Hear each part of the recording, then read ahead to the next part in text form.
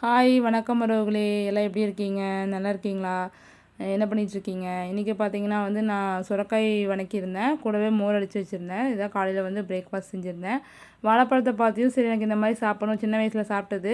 அதுக்கப்புறம் 2, 3 டைம் சாப்பிட்ருக்கேன். ஆனால் பார்த்தியும் சாப்பிட்ணுன்னு தோணுச்சு. இந்த மாதிரி நீங்கள் சாப்பிட்ருக்கீங்களா அப்படிங்கிறத கமெண்டில் சொல்லுங்கள். இல்லைனா சாதம் கொஞ்சம் போட்டுக்கிட்டு பழம் வந்து நீங்கள் 2 பழம் 3 பழம் எவ்வளோ வேணால் போட்டுக்கலாம். பழம் போட்டுட்டு கூடவே வந்து சர்க்கரை போட்டுக்கலாம். சில பேர் வந்து நாட்டு சர்க்கரை போடுவாங்க. எனக்கு வந்து அஸ்கா சர்க்கரை தான் ரொம்ப பிடிக்கும். அதனால் பழம் போட்டு சாப்பாடு போட்டு அஸ்கா சர்க்கரை போட்டு பெனஞ்சு சாப்பிடுவேன். என்ன இந்த மாதிரிலாம் சாப்பிட்றீங்க அப்படின்னு சொல்லாதீங்க. இந்த மாதிரி சாப்பிட்றது வந்து எனக்கு ரொம்பவே பிடிக்கும். நீங்களும் வந்து சாப்பிட்டு பாருங்கள். இந்த மாதிரி சாப்பிட்ருந்தா கமெண்ட் பண்ணுங்கள். இது ரொம்பவே டேஸ்ட்டாக இருக்கும். அபிஷேகம் மாதிரி இருக்கும், நல்லாயிருக்கும்.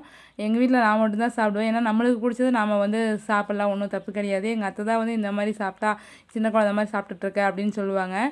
வீடியோ பிடிச்சிருந்தா லைக் பண்ணுங்கள், சப்ஸ்கிரைப் பண்ணுங்கள். பாய். அடுத்த வீடியோ சந்திப்போம்.